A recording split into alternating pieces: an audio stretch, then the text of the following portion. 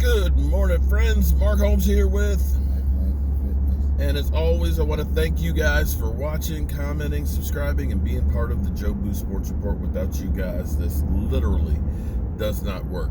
You know, we got a couple hour drive down the road and stuff, and I actually love driving. I should have been a truck driver because it gives me a chance to clear my head, to think, and just be one with myself, okay?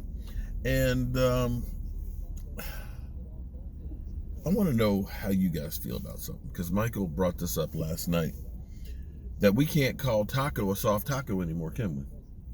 No, it's just the Dallas Cowboys syndrome.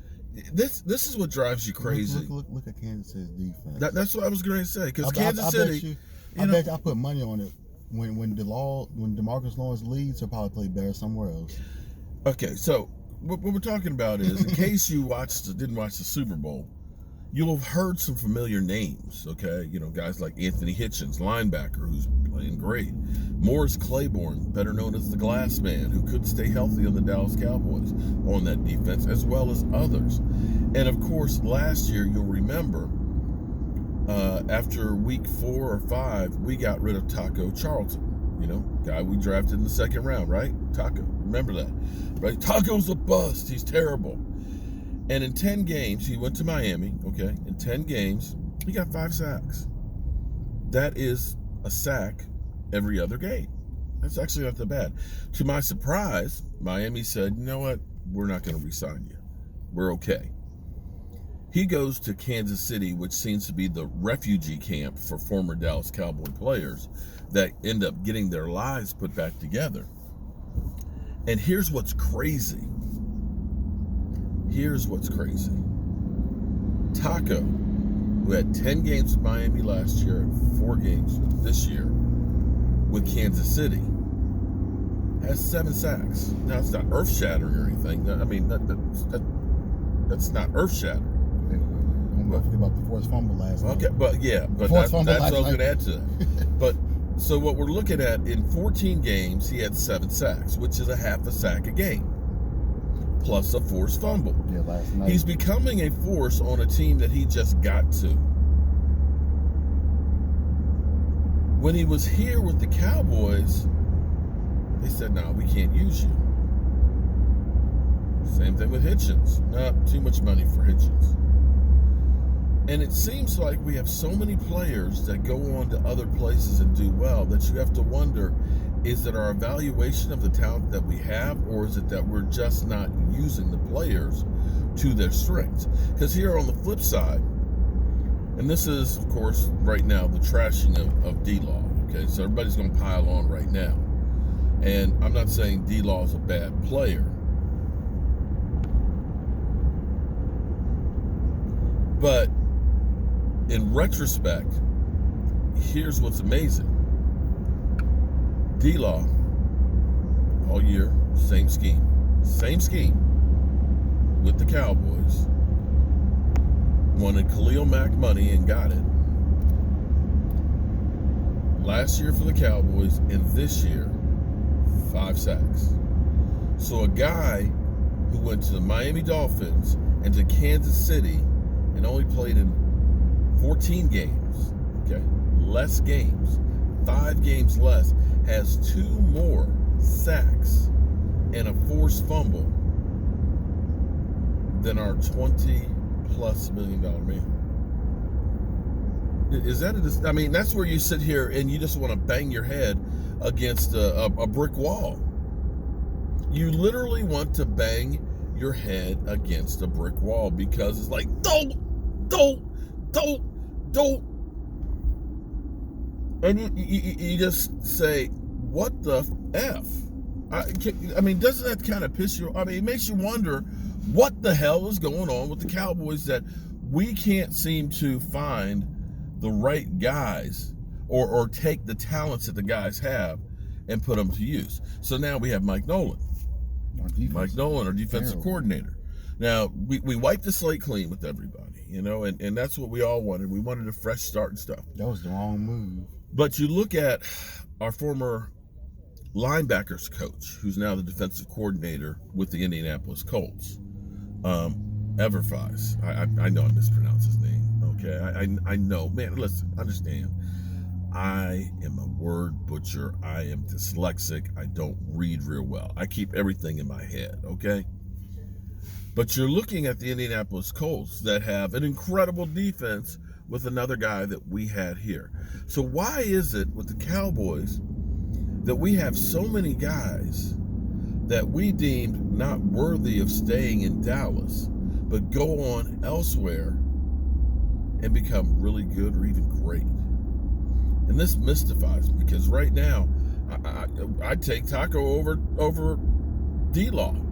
I know that sounds crazy, but if we talk about contract-wise, money-wise, we talk about youth, the lack of injuries. Am I wrong, Mike? Yeah. I'm wrong to say Taco over D-Law? We're not going to use Taco right to begin with. I'm just saying that if you look at what Taco is producing on the field right now, what he costs, okay, because he's still, on a rookie contract. He's chump change. You could pay right now probably 6 or 7 Taco Charltons for what you're paying D-Law. That's the reality of it. And in football, money is part of what you have to do to win, because I think we have, for this season, the 3rd highest or 4th highest payroll. So we got a lot of guys that are making a lot of money that we're not getting value back for, that are translating into wins. So you say you still rather have D-Law? No, I don't want D-Law either, but we're not going to be able to use Taco right. It's proven. Well, Besides something with this defense. Well, maybe that was the old regime. Maybe, the new Taco. Maybe Taco, I know that a lot of guys that Rod Martinelli, rubbed the wrong way. That maybe with the right coaching and stuff. And see, the thing is, some players need to be coddled some. Some you need to keep a foot in their ass. And I don't know what kind of Taco is. I know Taco made a mistake about talking about Charles Haley who. And if you don't know where you've come from and you don't know the history and what you should be standing up for, then you got problems. Because when you think about the guys that came before them, what we're seeing on the field right now is a flat out disgrace. I mean, for Cowboy, wow, for Dallas Cowboys legendary players to see what we're seeing on defense. I know Randy White and Ed Too Tall Jones got to be like, what the F, man? Because that's enough to make me sick. But to see Taco become a serviceable player, I'll take a half a sack a game. I'd be happy if D-Law gave me a half a sack a game. Right now, I don't think D-Law has the right to. Let me back up here. Because I don't want to completely trash it. He is getting some quarterback pressures. He did have a tackle for a loss. He did have 3 solo tackles this week. I will give him that. That was one of his better games that he's had in a while. But we still, when you are the man and you're getting paid like the man, you're under the microscope. And like it or not, and I've learned from the trolls, saying F you to the trolls, it don't help. They just come back around and say, aha, I got a reaction. They're going to keep coming at you even harder now because you gave them what they wanted. You got any hope for our defense? No. You got no hope? Are you saying they got no chance in hell? How about this week against the Giants?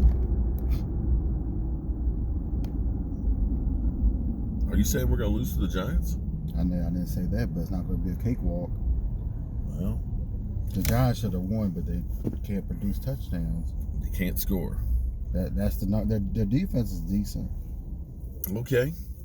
Well, we've got a battle for the basement coming up on Sunday, and literally, the loser of that game, if we lose to the Giants, we are in the basement because they will have a win over us and a win in the division. Let that sink in for a minute. Let that sink in. Well, at least that got us 10 minutes further down the road. And if you guys want to get hyped up for the game on Sunday, check out Rashid losing his cool and cussing out Jason Garrett on Michael Anthony's channel. That'll make you feel better, at least, about being a Cowboy fan. See you guys down the road.